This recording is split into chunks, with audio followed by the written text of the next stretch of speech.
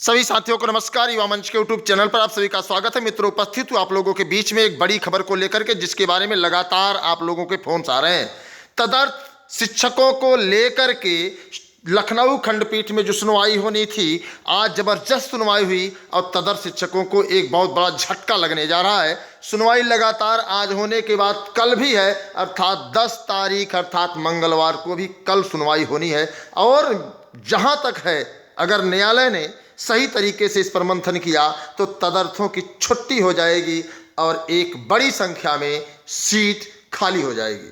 Seat माध्यमिक शिक्षा सेवा चयन बोर्ड के वर्तमान विज्ञापन में जुड़ेगा कि नहीं जुड़ेगा, यह तो स्पष्ट रूप से नहीं कहा जा सकता, लेकिन इस बात का मैं दावा करता हूं कि तदर्थ शिक्षकों को सरकार वेतन किसी हाल में नहीं देगी। और साथ ही साथ आपको बता दें कि विज्ञापन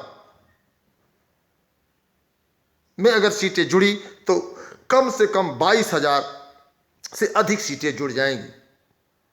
इलाहाबाद हाई कोर्ट की सुनवाई की मैं बात करूंगा आप लोगों से, तो आज इलाहाबाद हाई कोर्ट में सुनवाई हुई।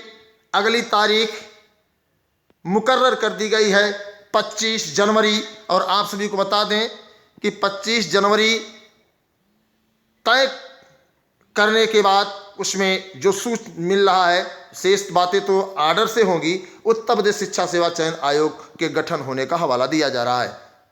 आज पत्थर गिरजाघर पर आंदोलन था।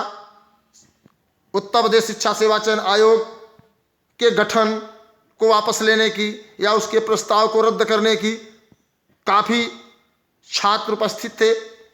हालांकि जिस तादाद में उम्मीद की गई थी, उस तादाद में ठंडी की वजह से छात्र नहीं आ पाए। हालांकि युवा मंच टीम का जो प्रयास था सरकार तक अपनी बातों को रखने के लिए, वो प्रयास सफल रहा। सरकार तक हम लोगों ने अपनी आवाज़ मजबूती से रखी। अब हम बात करेंगे जूनियर शिक्षक भर्ती में पीएनपी की जो साजिश है। पीएनपी आज नहीं, कई भर्तियों में लगातार ऐसी साजिशें करता चला रहा था। पीएनपी को बता दें कि जो भी साथ जाते हैं पीएनपी के अधिकारियों से मिलने, तो उनको कहा जाता है कि आप पार्टी बन जाइए, जबकि उनको पता है कि थर्ड पार्टी का कोई रोल नहीं है और जूनियर शिक्षक भर्ती पर रिश्ते बरकरार बना हुआ है। अब हम बात करेंगे एलटीजीआईसी विज्ञापन को लेकर के, तो एलटीजीआईसी विज्ञापन भी अब लंबे पचेड़े में फंस गया है। अब प्रतीक्षा सूची की बात करें तो माननीय न्यायालय में योग्यता विवाद को लेकर के, समकक्ष योग्यता विवाद को लेकर के लगातार सुनवाइयों होने के बाद अभी तक स्थिति स्पष्ट नहीं हो पाई, आदेश नहीं आ पाया है। मामला सुरक्षित है। जब तक मामला सुनवाई से बाहर नहीं आ जाता है, तब तक कोई प्रतीक्षा सूची जारी नहीं होगी। केबीएस 50% मामले को बता दें कि न्यायालय में मामला जा चुका है। जो भी साथी याचिका में जुड़े हैं, मैं उनको बता दूं कि कल आप लोगों को दोपहर तक हर हाल में आपके नाम की सूची मिल जाएगी और कोशिश यही करूंगा कि शाम तक आप लोगों को केस रजिस्टर नंबर भी मुहैया करा दूंगा। उत्तर प्रदेश का नौजवान रोजगार के सवाल पर हताश और निराश है। प्रदेश में 6 लाख से अधिक पद खाली हैं, लेकिन सरकार इस पर विचार नहीं कर रही है। सरकार सिर्फ और सिर्फ युवाओं को गुमराह करने के लिए कभी शिक्षा सेवा आयोग, कभी जो है उच्च शिक्षा निदेशालय को लखनऊ में शिफ्ट करना, आज तमाम चीज़ों में गुमराह की हुई है। अगर देखा जाए तो प्राथमिक शिक्षक भर्ती के 21 लाख लोग इंतजार में हैं। फार्म भरने वाले टेट में आप लोगों ने देखा होगा, लेकिन जब धरना आंदोलन की बात होती है तो सब लोग 10 बाई 10 के कमरे में रहते हैं। हालांकि मौसम ठंडा है, 10 बाई 10 के कमरे में रहना जरूरी है। अब हम बात करें आप लोगों से, तो सभी साथी अपना निर्णय खुद लें। अपने अधिकार के लिए, अपने हक के लिए लड़ना चाहिए या नहीं लड़ना चाहिए। अगर लड़ना चाहिए तो आप कमेंट बॉक्स में जरूर बताइए। युवा मंच टीम लगातार संघर्ष कर रही है और करती रहेगी जो उसकी क्राइटेरिया है। अब सवाल इस बात का है, तमाम साथी फोन करके पूछते हैं कि सीटें बढ़ेंगी कि नहीं माध्यमिक शिक्षा सेवा चयन बोर्ड में, तो आपको बता दें कि इसका कोई लॉजिक नहीं है कि सीटें सीधे बढ़ जाएं। सीटें तभी बढ़ सकती हैं जब माननीय न्यायालय आदेश करेगा कि इन सीटों को, अर्थात किन सीटों को आप जानते हैं, तदर्थ शिक्षकों के सीटों को। बाकी कोई भी सीट किसी भी दशा में बढ़ने के कोई चांसेज नहीं है। ये अलग बात है कि लोग अपनी अपनी बातें रखते हैं, रखना भी चाहिए। तो इसी के साथ जितने भी साथी हैं, सभी साथियों से मैं अपील करना चाहूँगा कि अपने अधिकारों के लिए संघर्ष करिए, मजबूती से लड़िए और तभी आप सफल हो पाएंगे।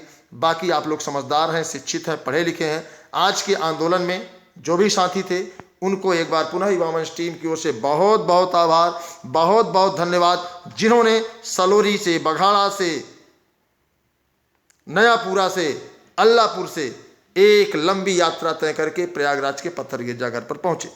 तमाम अन्य छात्रों का मानना है कि पत्थर गिरजाघर दूर है और अगर कमरे के बाहर ही आंदोलन किया जाए तो सफलता मिल सकती है। तो मित्रों, ऐसा कुछ भी नहीं है, आपको घरों से बाहर निकलना होगा। अगर आप परीक्षा देने घर से 500 किलोमीटर, 1000 किलोमीटर, 800 किलोमीटर, 700 किलोमीटर निकल सकते हैं तो आपको अपने अधिकार के लिए भी बाहर निकलना होगा। और मैं आपको याद दिलाना चाहता हूँ, एक बार पुनः याद दिलाना चाहता हूँ कि युवा मंच टीम के द्वारा कई आंदोलन हुए हैं पत्थर गिरजाघर पर और कई बड़ी बड़ी सफलताएं मिली हैं। अगर आपको नहीं पता है तो आप पूरा पुराना इतिहास देखिए।